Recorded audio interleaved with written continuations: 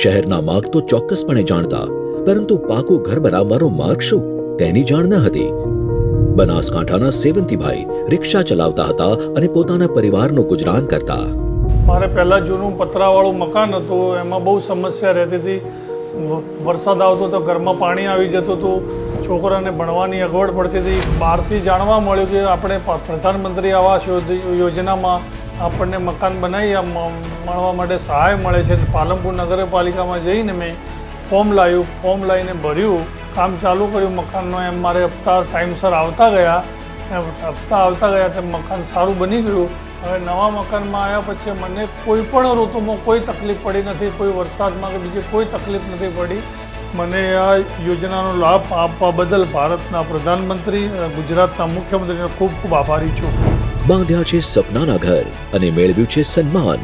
પ્રધાનમંત્રી આવાસ યોજના શહેરી થકી થયું છે ભારત ગૌરવવાન. શહેરી વિકાસ અને શહેરી ગૃહ નિર્માણ વિભાગ.